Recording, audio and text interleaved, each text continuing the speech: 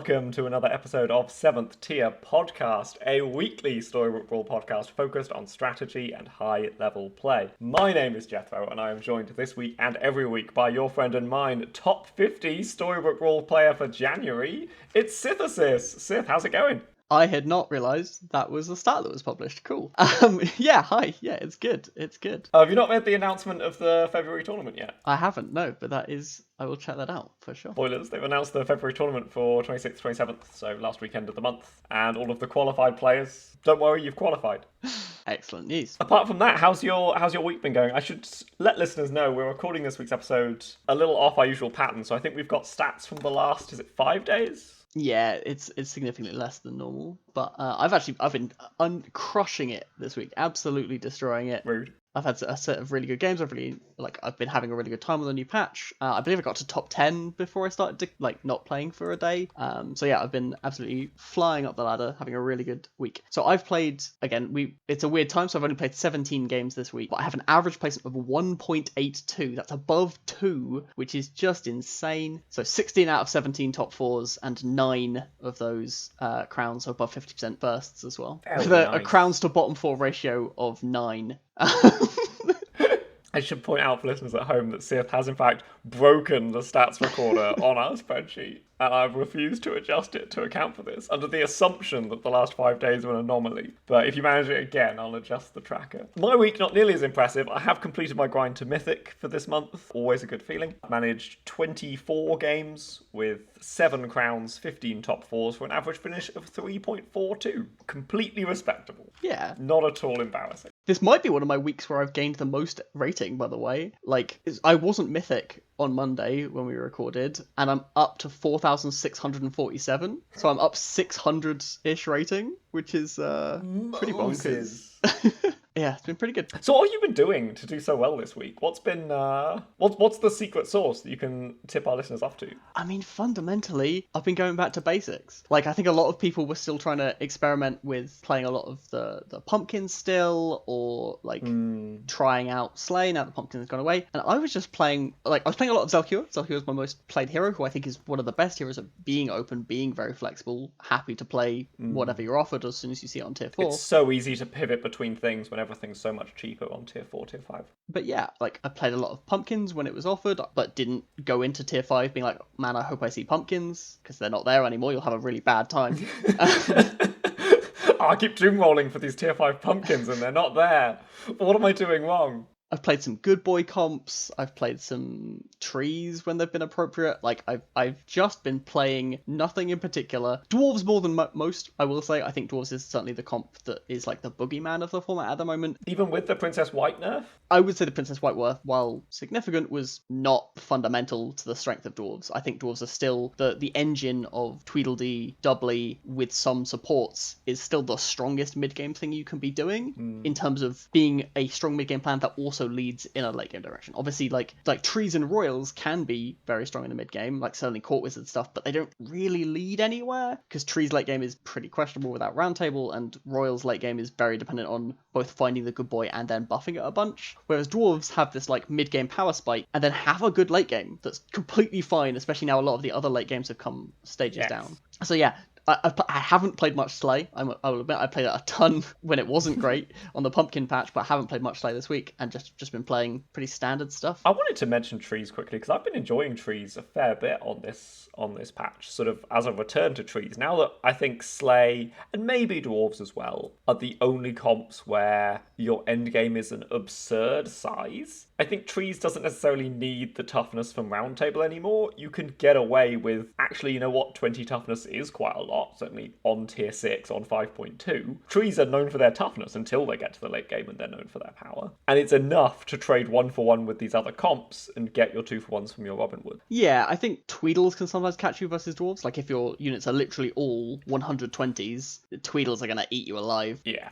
And, you can make up for that, but if you have as many Robin Hoods as they have Tweedles, you'll be fine. And Slay can work, especially if you've got a bunch of, enough toughness that, like, they can't get their first Slay, which is a fairly realistic goal for trees. Your backline is going to be your Heartwood Elders or whatever that have no toughness, but your front line is Happy Little Tree and Sultak Ancient. They can tank a hit. Yeah, I can believe Slay, especially if I've seen a lot of people in the Discord, especially discussing Lightning Dragon Slay and stuff this week. If Sultak against Lightning Dragon is such an amazing, it's a hard counter, and that is worth considering. Yeah, if you can stop that Yorm from getting strong on turn 0 of the game, that can just be enormous. Like, getting to eat one of their huges.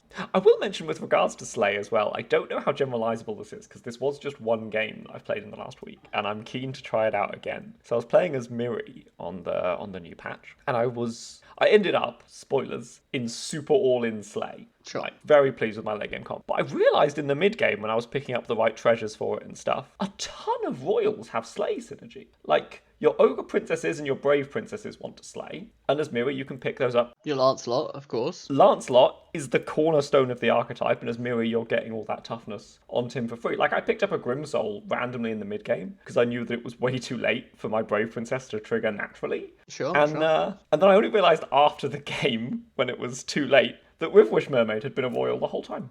Yeah. That is actually not something that I had considered as Miri. I think I'll keep an eye out for that. Maybe play a couple of Miri Slay games. I'm intrigued now. Yeah, I'm not. Yeah, this advice is super new, so maybe it's garbage. But I think there's a chance that Slay Royals is a strategy. That has always been the problem with Royals, is that they struggle to pivot into a late game comp. Maybe the way that pivot works is you go in on the Lancelot and head towards the Yorm late game. I can believe that, sure. Yeah, instead of going all in on a Prince Arthur, you go all in with a Baba Yaga and a Yorm. You don't need that much to get that late game to come together.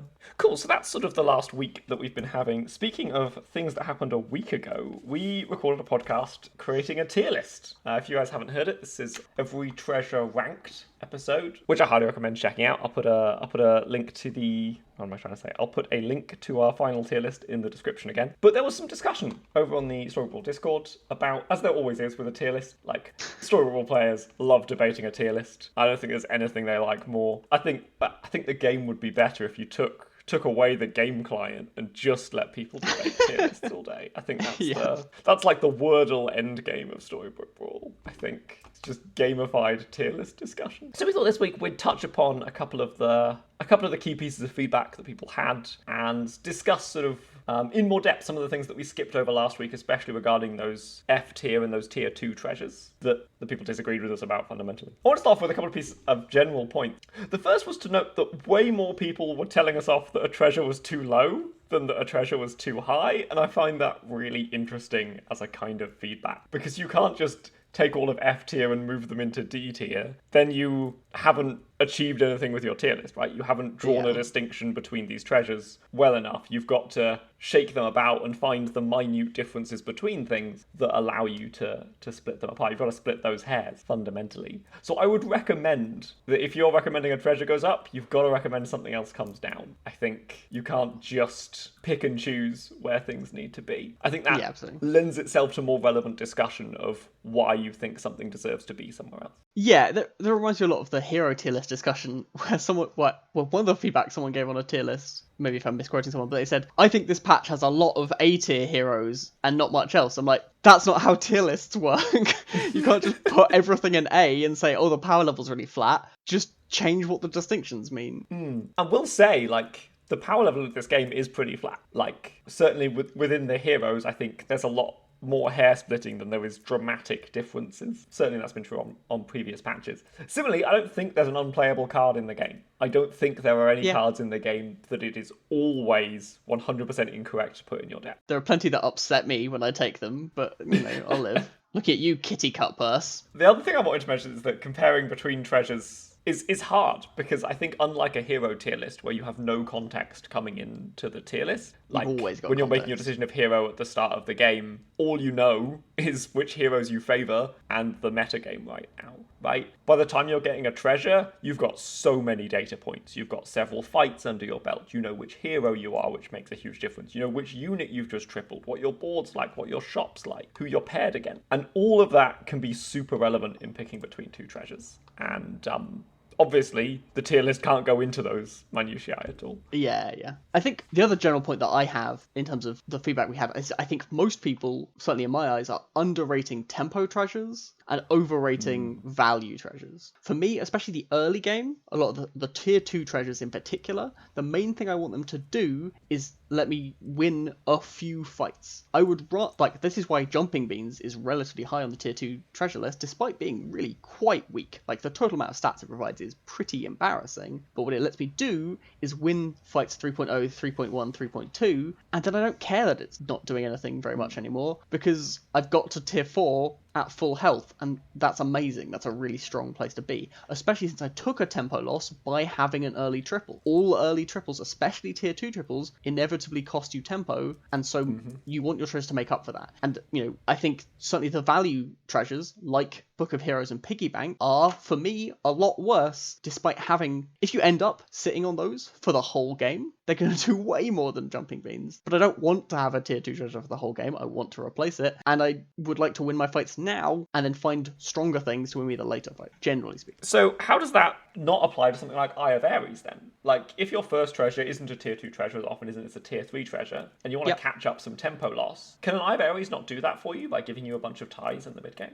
Eye of Ares definitely can give you a bunch of ties. Like, that is definitely a thing it can do. You can lean into it in a way that your opponent can't. You can make sure you're buying mummies and ranged units that make extra good use of it. But if you don't have a bunch of ranged units and a bunch of summons or whatever, your opponent can often, like, the number of times that you have Eye of Ares and you get paired against someone who just happens to have 2 princess peeps, and so you have defeated yourself, is incredibly upsetting. Like, it doesn't always happen, but, or even, like, it doesn't even have to be summons or whatever. If they've got, like, a Tweedledee, a very, very common unit to have, giving Tweedledee 5 power is devastating. It's so bad for you. If they've got a Lady of the Lake, like, that's giving 5 toughness to 2 front units and is a ranged unit in the back, like, they really only need that 1 extra 2-for-1 over you, and your treasure has lost you a fight. Exactly. The issue is that it's the only symmetrical treasure in the game, so it provides you no inherent value other than your ability to lean into it. And the other issue, a huge issue with Eye of Ares, is that because it's not very good going late, you eventually have to replace it, but in order for it to be good, you've had to lean into it. So what the hell do you do? If your units stop being good when you replace the Eye of Ares, but you, by necessity, forces you to lean into it, it's just a disaster. So yeah, I've been incredibly unimpressed by Eye of Ares.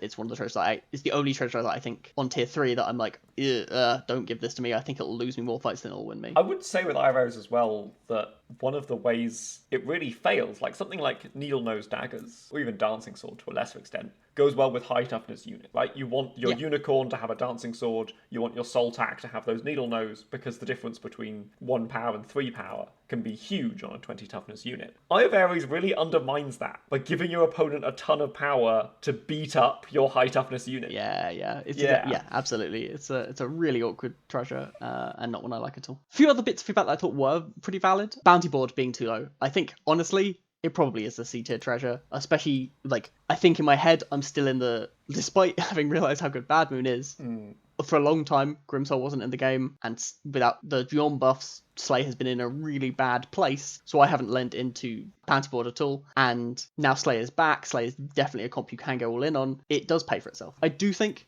it is still a significant step below Bad Moon. Again, kind of for this tempo reason. When I get a bunch of extra stats, I can win those extra fights. +2/+4 is better than 2 gold in those early stages, for sure. Because +2/+4 is a dominant amount of stats that's going to keep scaling you, allow you to get more slays and enable itself. But if I give my Brave Princess gained me a gold when it's slayed, cool, it's not more likely to slay. It lets me buy an extra support or something, but gold is often just rolls. Gold is very good, but there are diminishing returns on gold in a way that there really aren't diminishing returns on stats. And it's also harder to lean in. When I see a bounty board, that is not enough for me to go, cool, I'm going to buy a bunch of ogre princesses and have them slay. They're just 3/2s. Like, they're not going to enable themselves. They're going to fail to slay a bunch. Whereas if I see a bad moon, cool, I can put a min behind these things, let them slay once, and then they'll take care of themselves. And I can actually lean into Bad Moon as a direction. Bounty Board's a little trickier. Still, I think it should be up. I would agree. I think looking at the other things that we've put down in D tier, that Bounty Board really belongs in that C tier. I would caution, however, and this is just a general comment about how human brains work, I think, that what Bounty Board is giving you as its prime payoff is when you are already winning as Slay. Yeah. Like, you can get 10 gold out of Bounty Board, you can get 20 gold out of a Bounty Board. If you're getting 10 Slays in a fight, you You're don't need a lot of help in that game. Yeah, right? absolutely. What you need is a way to get you from tier 2 and tier 3 to the point that you're getting 5 to 10 slays in a fight. And Bounty Board is a lot less good at that than something like spinning gold. Yeah, for sure. I also want to say that the other thing that one of the examples that Bad Moon does that Bounty Board absolutely can't is enable a Lightning Dragon. Like, Lightning Dragon becomes a unit once it's gained a bunch of toughness. Even if I have all the gold in the world, I can't turn Lightning Dragon into a real unit. I can't triple it to give it stats. What am I going to do, cast +4 health on it? That doesn't solve the problem. Giving it toughness allows it to enable my Yorms in the late game. It allows it to become a real unit. All the gold in the world can't solve that problem. While we're talking Slay, a lot of people mention Support Horn as well. This is the Horn of Olympus, give your supports to all the units in the front row. And mentioned it outside of traditional Slay, saying it's at its best in Slay, but it's fine outside of Slay. I fundamentally don't agree with this. Even if you've got two supports, even if you have two tier 4 supports, like a Lady Lake and a Sporko, you're still only providing +20 total stats with two supports in the back row. And you also, you can't necessarily control, like, you are already giving the units that benefited most from those stats. So what you're giving it to is mostly the secondary stuff, and it's a little, it's about only with two supports is it as many stats as Ring of Rage and 6 of Shields, and if you don't have two supports, or you stop having two supports, which is completely normal over the course of the game, it really falls off. And like 3 support backlines just don't exist. Almost all comps have a unit that they want to place in the back row for additional benefit. So yeah, my experience has been Support Horn is an underwhelming amount of stats unless I'm Slay, and then it's a thing, and I think our rating represents that. I want to mention in terms of positioning as well, Support Horn can make positioning the back row much easier, but those premium supports, those premium tier 4 supports, because they're good ranged units, it doesn't really matter that their positioning can be a little off sometimes. Agreed. Like, unless you've got a Medusa in your back row that you're desperate to attack, and a Slay in your front row that really needs the support buff, you're not gaining very much, and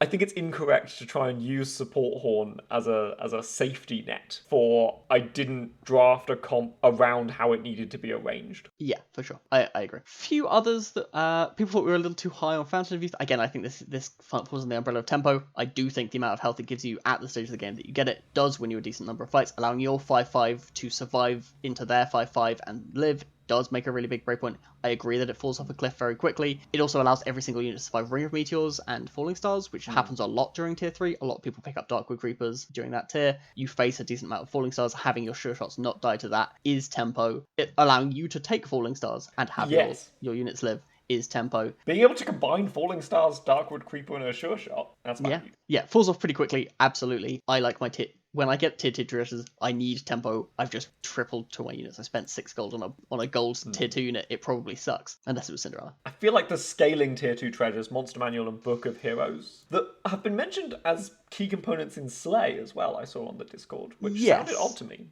Monster Manual as a Slay piece makes a lot of sense. Like, again, does it make a lot of sense? Like, several of them do have to be monsters. Vampire, Ogre Princess, Chupacabra are monsters. They do gain a bunch of benefit from those Monster aren't Manual. the units with Slay. The units with Slay are Lightning Dragon and Tweedledee. I don't understand.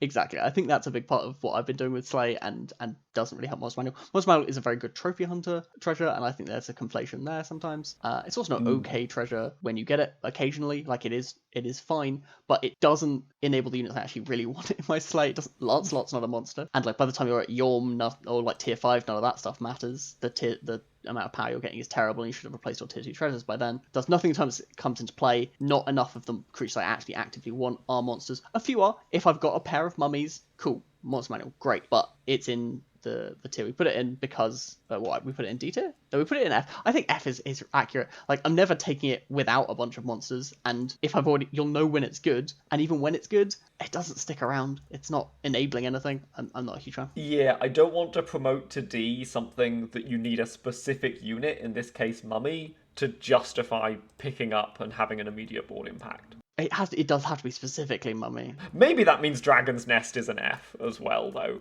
I think Monster Manual and Dragon's Nest should be in the same place. I argued for Dragon's Nest and F, but yeah, Dragon's Nest at least is higher tempo. It's an immediate +5 +5 or +10 +10. Monster Manual, even when you have the units, doesn't help you win the next fight at all.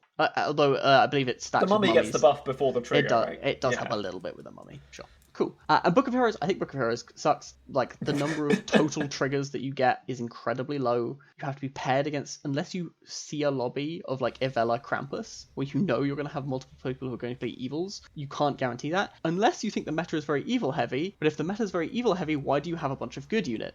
Like, it's really difficult to position yourself in a spot where you can guarantee that you have a lot of good units and your opponents have a lot of evil units, and even then, that you will be the one attacking and slaying.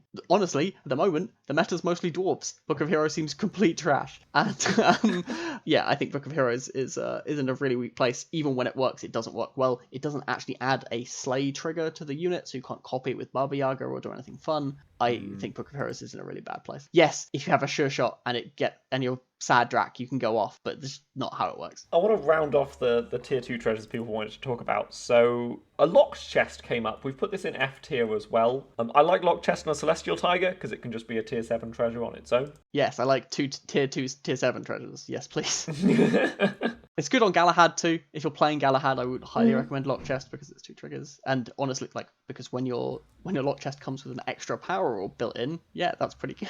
But again, this is tempo. I can't afford to wait 3 turns to get my stuff going. Even then, a bunch of the tier 3 treasures are like, part of the strength of tier 3 treasures is they're directional treasures, right? They're things like Bad Moon, Crystal Ball, whatever. They tell you, cool, head in this direction. 3 turns later, I don't have the time to figure out my direction. If I'm on 4.2, I can't now pivot to slay. It's way too late. So yeah, the issue with lock chest is again that tempo slot. And honestly, a lot of the time, I get another treasure during those 3 turns and want to replace the lock chest. And I can't are you going to replace an unopened box? That's not how that works. So yeah, I have, again, tempo. I think lock chest just does take too long. 3 turns is forever, and if you don't think it's forever, I don't know what to tell you. And finally, Piggy Bank. We saw, I don't want to misquote anyone, we saw discussion regarding whether Piggy Bank was okay even with a less all-in strategy than we pitched last week. We were pitching last week that Piggy Bank lets you skip these turns to build up a real bank for a turn 5 or a turn 6 switcheroo. People were saying, no, you could just save 1 gold or 2 gold here and there. You don't gain value from the interest, but you're still getting a spinning gold's worth of value out of your treasure.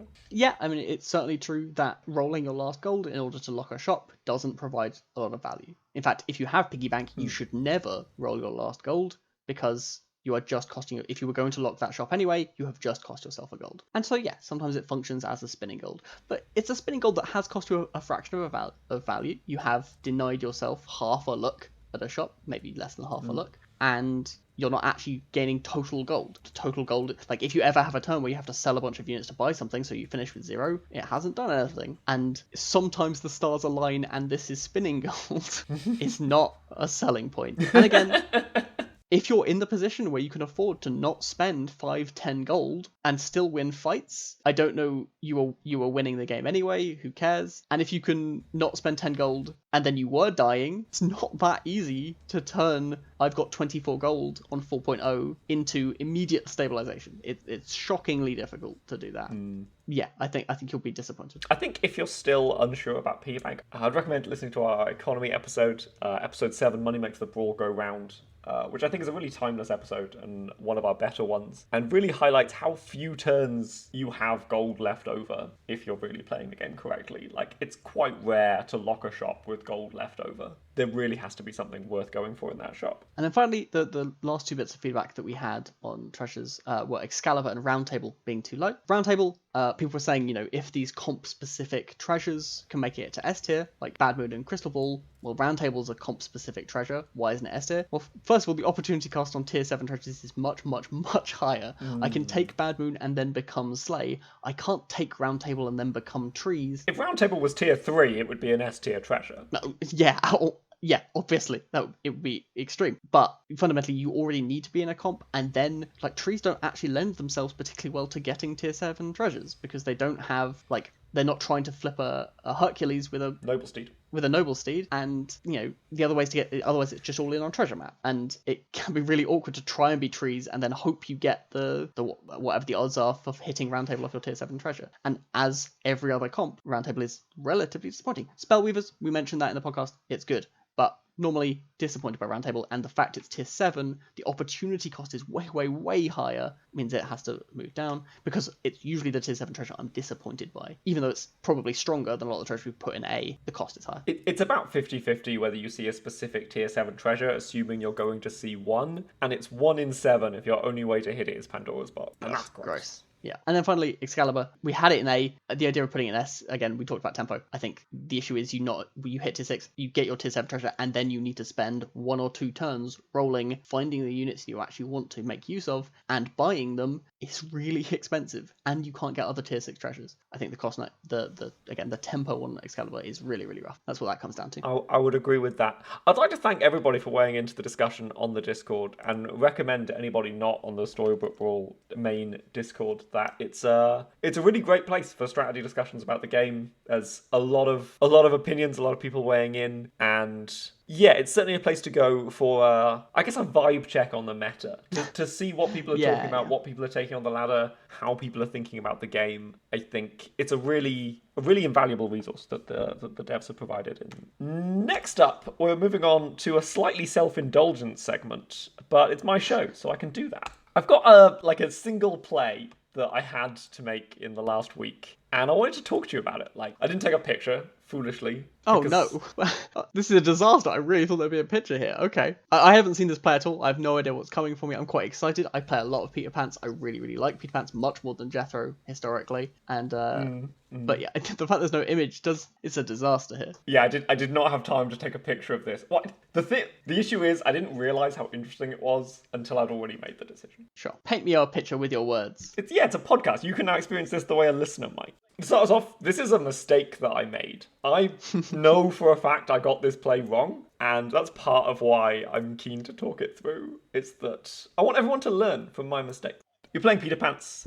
It's roughly turn 5.1, 5.2. It's quite late in the game. Only 4 players remain in the game. You're down to the top 4 already. You've not found hat or ball. Ooh, okay.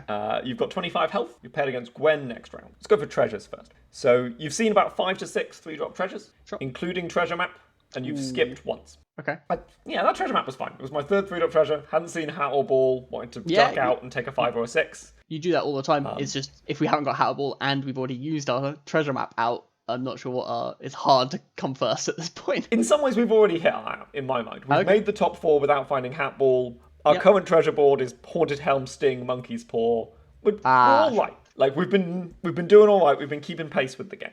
We're still on 25 health, fundamentally. But obviously, we need to convert this into as high a finish as we can. Our current board, now I didn't write down every unit that I had on the board, but we've got a Golden Spellweaver, and we've got a Tripoli. We've got a Princess White. Now, it's a golden Princess White, but it has 2 ticks left. So, ignore the fact that it's golden. From a kiss or something? Yeah. I forget where it came from. Might have been a Polywoggle? I digress. Princess White, 2 ticks left. We've got 2 mice. We haven't tripled a mouse yet this game. Not that mouse. We've got 2 mice, and we've got 2 lucky. We have 1 gold left, and there is no targetable spell in the shop. And the shop, the 3 relevant units are a crafty, a 3rd lucky, and a 3rd mouse. Sure. And we've got some other bump and random units just sort of sitting around, like you do with Pants, right? You've got some pairs that haven't got there. I think I had a Brave Princess that was just sat around. The question is, what's the play? So the question is, are we tripling the lucky? 3 units we can take. Crafty, lucky. Is there a realistic out that we can take the lucky and the crafty? Is that a feasible line? Yes. You could take the crafty and then sell the crafty 2 random units and keep the mice as well. You can keep the mice and sell random units and get both crafty and lucky this turn. I want to start by locking the shop. That's play 1. Yeah. Step 1, we still need this shop to be here next turn. Yeah. So fundamentally, across the next 2 turns, what we're hoping to do is have a look at 2 tier 3 treasures by buying the crafty and the lucky, finishing the Princess White. So we're going to get a look at 2 tier 3 treasures. We've already had 5 or 6. The odds that we can get hat and ball are really not that bad across those turns. And then, ideally, if we get the mice we can find either a horn or a fork to also enable this strategy. I think it's the only realistic out. Yeah. If we've already done treasure map and stuff, the only realistic out from this point to win, to come first, which should be our goal or in this stage of the game, is to find this hat. It's going to be late, but we can make it work. We need both hat, ball, and fork, because we need to turn that corner super quick. Yeah. So, given that we're doing all of this across the next 2 turns, the main thing we need to emphasize is making sure that we're as strong as we can for this fight, right? Fundamentally, and that we have a good contingency. What we don't want to do is replace our haunted helm with a crystal ball, miss on the mice, miss on the Cinderella, and cry a lot. That sounds really bad because there's crying involved. No, because we've replaced genuinely a lot of strength. Both haunted helm and sting are we're not replacing monkey's paw. Both of those treasures are providing a lot of value on our slot 1 triply. Losing either one is a significant decrease in our power level, so it's a little tricky to make that happen. I think there's a chance the line is just by the craft. So if we just buy the crafting, that means we get to do all of the looks next turn. We sacrifice no power on this turn, and getting either hat or ball doesn't actually do that much this turn because we don't have any money, and you said the spell on the stop is non-targetable. Yeah. So we don't actually gain much. Obviously, if it's a combat spell, then hat is still good, but let's say it's not. We're missing out on potentially taking a tier 4 treasure that isn't a fork or a horn. There are definitely tier 4 treasures that are better than Haunted Helm or Sting in terms of the total amount of stats they provide. Something we've got Monkey's Paw, so even Ring of Rage and stuff is a little underwhelming. Yeah, but we can get a lot of stats from a 6 of Shields on a triply. That's going to be... Yeah, absolutely. Dwarven Forge is weird here, Yeah, we could potentially do something with the misses on the tier 4 treasures. Though honestly, looking at the tier 4 treasure list, we're gonna be pretty disappointed a lot of the time here if we don't hit one of those things. Deck of Many is terrible as pants. Reduplicator's probably not doing anything on our board. Sky Castle's not doing anything. Summoning Portal's not doing anything. We're gonna have a bad time if we miss. But I think fundamentally, as you said, we've made it this far as Peter Pants, having not found hat or ball. We'll take a 4th. We should try and maximize. We should try and maximize our maxima rather than maximizing the odds that we miss completely. Because I think if we miss completely, we might get to 3rd rather than 4th. But 4th's gonna be a bit of a rough time. That's kind of my initial thoughts. Obviously, you've had a lot more time to think about this. What did you do? What did you think about? Yeah, I'll be honest. I think you've come to a better solution than even mine. My favourite solution in 1 minute. My favourite solution was just lock the shop. We're going to finish doing this next turn. I think you're right. There's no reason not to just put the crafty on the board and free up the space in the shop. What I ended up doing, and it was only really a problem because I completely got there. Sure. I got the hat. I got the ball. I got the fork. All at once. Sure. I sold down to it. I was like, hat, fair enough. Replace my haunted helm with the hat. I'm slightly weaker. Ball. Oh, damn it. I guess I'll replace the sting with the ball. Fork. Wait, I can't replace this monkey's paw. Hide the window.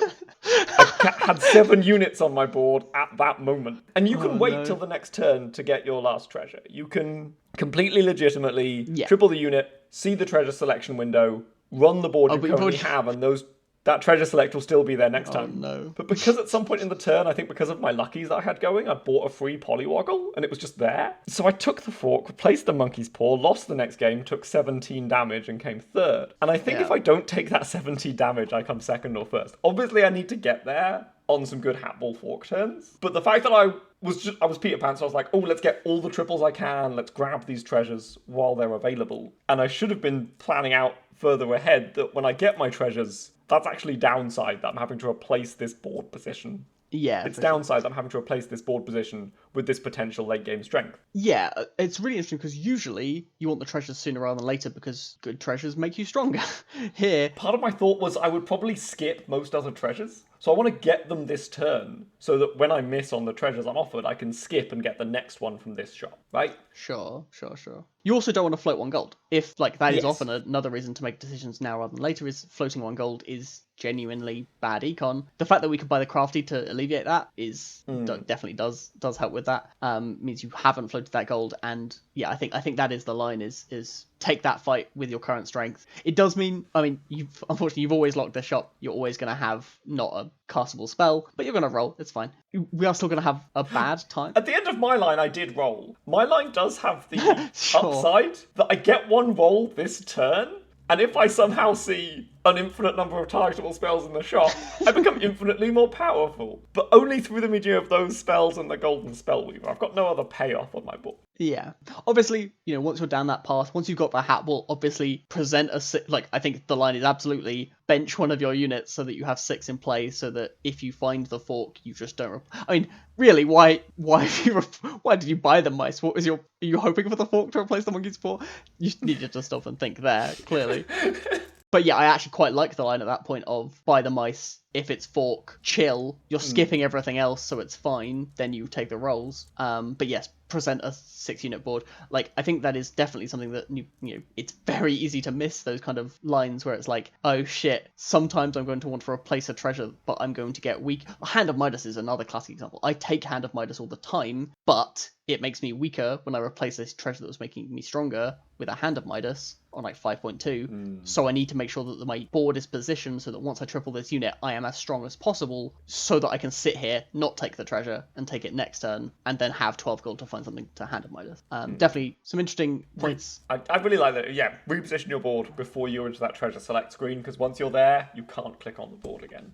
Yeah, so that also applies with Dream, though less frequently. If you're going to select a new hero, sometimes that hero isn't good until next turn. For example, some of the econ treasure, like becoming Zelhua, is a great thing to start a turn with, and a really bad thing to end a turn with. You would rather not finish that Dream until next turn. Make sure your board's in a position where that can be true. It's also worth noting, make sure you've got at least one hand slot available when you're turning into a new hero. Like, you're not going to turn into Horseman very often, but you turn into Gwen all the time. Definitely something that I missed several times when I was back when Dream was more. But I don't Dream that often these days. The hero power levels are a little flatter than they were, and a lot of the late game heroes aren't good ones to Dream into anymore. Apocalypse is not something I want to become. A lot of the heroes I'm starting as are late game heroes, fundamentally. I don't want to Dream out of Grandmother or Zelhua or Horde Dragon. Yeah, for sure. So, the fact that Zelhua and Horde Dragon are right near the top of my tier list at the moment definitely means I'm less likely to be dreaming these days. That makes a lot of sense. Final thing I wanted to touch upon, I guess. Yeah, well, while we're talking heroes, I was going to mention King Midas this week. Since we last spoke about King Midas, they've gained the ability to gain treasures. Like, we spoke about them when they first came out, and you said, I've tried them with royals, but it's harder than you'd think because there's no quest units. Well, now you get the quest units, and not only that, but you get the treasures off of those quest units. And I think the difference between 0 treasures and 1 treasure is so huge. Yeah, absolutely. It's so much more than the difference between 3 treasures and 10 treasures. No, actually, 3 treasures and 6 treasures. Regardless. Yeah. They've also been given 5 more health in the most recent update, for sure. making them one of the 45 health heroes. How have you found Midas lately? I've played 1 game on this patch. Again, it's been a short week. Yes, I played 1 game and I did come first. I was going to say, did you play them on the previous patch? On the treasures patch? Yeah, I did. I played them a couple of games on that patch. And again, found them better than they... Well, again, my personal Midas stats... I just won a bunch. I knew he was bad. I believed everyone saying he was bad, but I did just do a lot of winning with him. So, yeah, I've had some success. I think one of the things worth mentioning with Midas that definitely holds him back and definitely came up in my game, even though I won it, is he's currently bugged with treasure map and runestones. They don't work. The next time you're offered a treasure, the next time you pair up a unit and get a golden one, the treasure is removed and you gain nothing, which is disastrous. It's like you only get access to a maximum of 7 treasures and 1 has just been ripped from you. Like, it's a bad time. Like, fundamentally, I took the treasure map because I had this nutcracker and was like, yeah, cool. I'm going to get myself a tier 6 treasure. This is game winning. Actually, I'll be fine with just 1 tier 6 treasure and nothing else. Great. Didn't happen. Was sad. But then you accidentally combined together some, I don't know, Ladies of the Lake or something at that point in the game. Yeah, just paired a random unit. You do that all the time as Midas, just adds some stats to your board. It's great. Absolutely. Yeah, overall, I think the Nutcracker in particular stands out as a unit that Midas isn't actually like a particularly strong unit, but Midas really, really wants in his pool. King Arthur and Heartwood Elder are some of the best forms of scaling, and they're both really would like you to have a Nutcracker. Darkwood Creeper, also one of the best forms of scaling that works well with Nutcracker. I was going to mention, we do have an episode out there, every golden character ranked, I think. And I think about that episode every time I play Midas, because that really is the decision for, do I glue these 2 units together? Is this giving me more than the stats on them? Is this giving me some scaling to the late game? Yeah, for sure. I've been really impressed by Midas on this patch. I've only played them 3 times. The average finish of 3rd, which is pretty middling. But I've been really impressed by doing things like Slay on Midas, where gluing together Baba Yagas is suddenly really easy. and you've got access to the Lancelots, and you've got access to 1 or 2 treasures, which can be all you need if you get one of the treasures that's relevant. Yeah, Lancelot gives you Evil Eye, your Slay comp is done. You don't need anything else, Yeah. it's fine. The other thing is, you can still, it's a it's a bit of a workaround, but you can kidnap other quest units and so on. You always could, but you can theoretically get more treasures. You can also dream out of Midas. That's certainly what I did. My Midas first this week is I hit 6, relatively quickly dreamed out, although I had a good stabilized board with no treasures because my treasure map dissolved. And then maybe I had 1 tier 4 treasure. I had this Nutcracker, I guess. Yeah. But yeah, my treasures weren't that exciting. I moved in and then switched around what I was doing. I also think dwarves is a good place. It's a really strong thing to do in this meta. It really benefits from tripling. Princess White is there both as an enabler and one of the best things to be doing as Midas. You don't have that inbuilt scaling, but you do have golden lordies, which is like scaling. Yeah, I think Midas is an okay place. I would certainly not have him in an F tier that he has been previously. I don't think he's ever going to get to the upper echelons with a hero that fundamentally can't. One of the things you're missing is the ability to high roll the fuck out of the early game. You can't. One of the things you can't do is high roll like crazy. Almost every hero has the potential to sometimes just be offered a triple on 3.1, find a combination of treasures that, you very, very quickly find map into tier 5 treasure, win the game. That's an out that every hero has access to, happens all the time, and Midas just can never high roll like that. There aren't a series of triples where I'm like, man, I'm crazy strong here. What does that? I guess that means 4.0 double Heartwood Elder, and you already had some trees. Or very, very early Happy Little Tree triples. I just don't see where the high rolls for the early game from Midas can really be, and that just means you're not gonna get those free wins. It's very hard as Midas to be strong until the mid game, until everyone's comps is full. I will say as well, as we mentioned with Midas when they first came out, it can be easy to deal way above rate damage to your opponent. You can expect to have 5+ golden units on your board as early as 4.2. Yeah, for sure. And especially I think Dwarves really benefits from that. It's a mid-game powerhouse at the moment. Yeah. It's way stronger than the other comps in the mid-game. When you're also dealing 20, it's painful to your opponents. So yeah, I think I've got to say, if you might know Midas is okay, you might know Dwarves is good on Midas, you might know Nutcracker is good on Midas, your Nutcracker might trigger, it might offer you Dwarven Forge, and you should not take it. Yes, smart. I don't speak from experience here. I speak from an abstract concept of something someone might do.